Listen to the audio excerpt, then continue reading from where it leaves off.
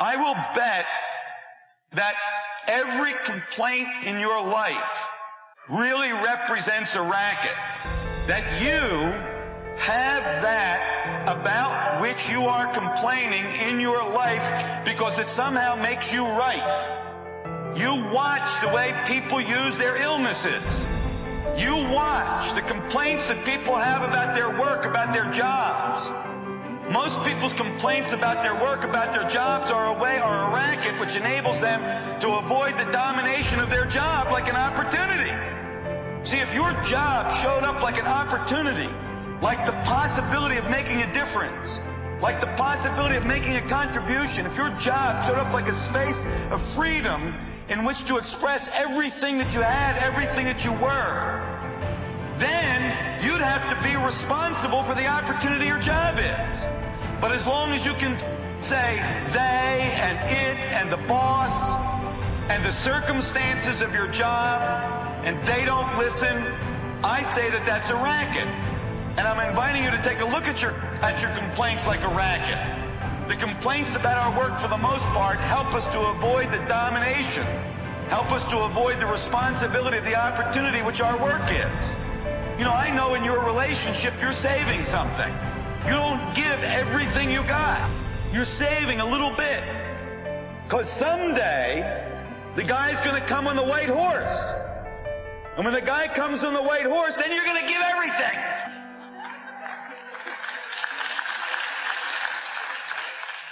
But not to him. Or not to her. No, they don't understand you. They don't fill in your own complaint. Whatever choice you make in every interaction you have, make the choice to be at peace, your sacred or higher self says. Whereas your ego says, oh, no. It's much more important to be right. And so we find people in relationships struggling a lot. And one of the things that they struggle about is who's right and who's wrong. Most of the fights that you have in your relationships really basically, oftentimes you forget the details, but it's basically about who's right and who's wrong.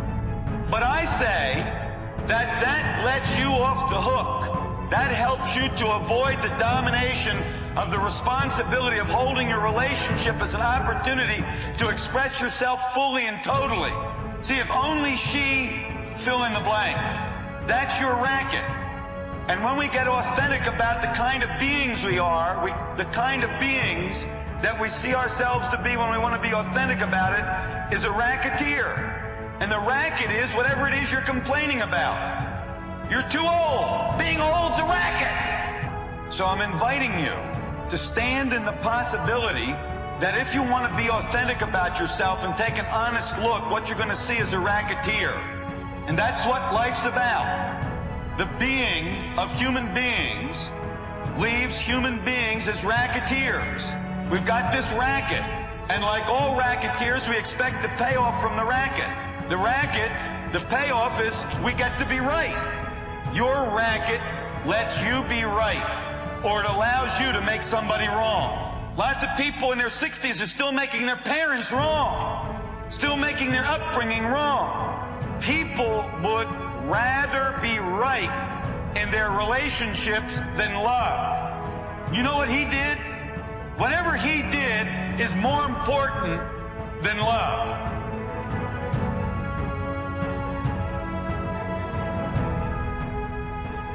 If you want to have your higher or your sacred part of you ruling in your life, I suggest this to you.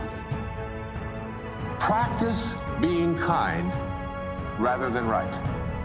When you have the choice, and you have the choice in your relationships with your spouse and your ex-spouse, with your parents, with your grandparents, with your in-laws, with strangers on the freeway, with flight attendants, with waiters, with whomever you interact, if you can just subdue this ego part of you which says, it's important for me to be right, which will introduce you to stress and anxiety and fear and so much of the stuff that I talked about earlier, and instead say, how can I suspend this part of me and allow the part of me that wants to be at peace, that wants to be happy, that wants to be fulfilled. And if I said to you, I'm going to give you a magic wand, and with this magic wand, I'm going to allow you to just wave it and get anything that you want. Whatever you want. You can have this, you can have this car, you can have these nice clothes over here, you can have this home, whatever it is. Or I said to you, in lieu of that, I'm going to give you another wand, and you can wave this, and for every moment for the rest of your life, you'll be at peace. Whatever comes along, you'll be able to choose peace. And basically, we know that we're only here for a very short time. And being able to choose peace, which is what the sacred part of you begs you, the higher self. Once you get that, you begin to shift away, and you stop telling yourself that the people who are close to me, in relationship with me, are the people who don't belong there.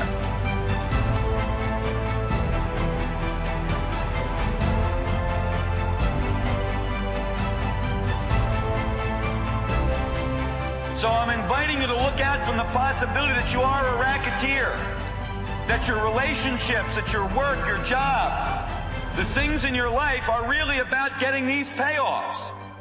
And the best place to look is those things about which you're complaining in life. I don't like. I don't want. You see, you and I are willing to sacrifice the quality of our life for these payoffs. Like I said, in our relationships, we're willing to sacrifice love. I mean, the real presence of love. Like, maybe you can remember, we're willing to sacrifice that for being right, for making the other person wrong. We're willing to sacrifice that to dominate the other person, to manipulate them, to get them to be the way we want them to be, and to avoid any manipulation or domination from them. We're willing to sacrifice love in order to win. To avoid loss, we're willing to sacrifice love in order to justify ourselves. If any inkling of an opening for generosity shows up in the relationship, we close it down very quickly in order to keep ourselves justified in the position that we're in. We're willing to give up, to sacrifice our own self-expression. See, on your tombstone, what they're gonna put on your tombstone when you die, something was left, and we don't know what it is or was. See, they ain't gonna put on your tombstone used up. Because you ain't gonna get used up. No, you're gonna save it till Prince Charming comes. Then you're gonna give it. But not now. Not here. Not for this. Not for what you got. Most people are gonna go to their grave with the sense that there was something in them that never got expressed.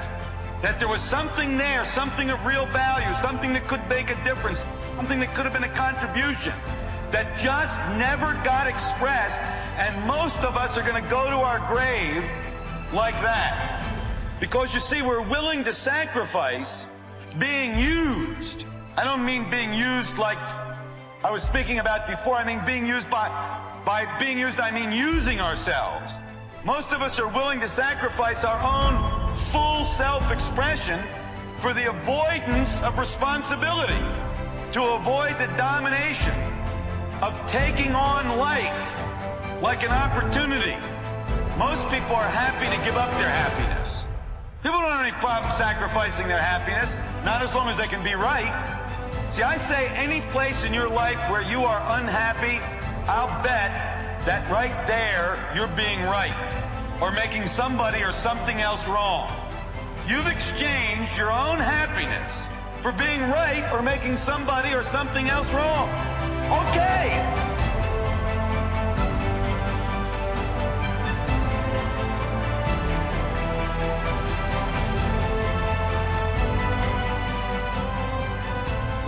But I want to give you something that I think will help you to eliminate conflict from your life forever. And it's 4 words. And I'd like you to memorize these 4 words, and you don't have to write them down because it's going to be very simple. But think about these 4 words, because if you practice using them, now you can use them anytime, with anyone, in any circumstance. You can use them with your spouse, you can use them with your business partner, you can use them with a waiter, waitress, you can use them baggage handlers, rude people who are not taking care of you the way you want to be in a restaurant, whatever it might be, you can use this. Here are the 4 words. Now you practice these, you use them on a daily basis, and after a while, you don't even have to use the words, you can just hold up 4 fingers. And here they are. Ready? You're right about that. It doesn't make the other person right. Okay, my wife and I practice this all the time. We're getting very, very good at it. Now, she's still just as wrong as she's always been. Don't get me wrong. She's still wrong. But she believes that she's right. And that's what the ego needs. Now, if you ask her, she'll tell you the very same thing. That I'm still as wrong as I always have been. But she allows me to believe that I'm right. So what is it that the ego needs that the higher self doesn't need? The higher self just wants peace.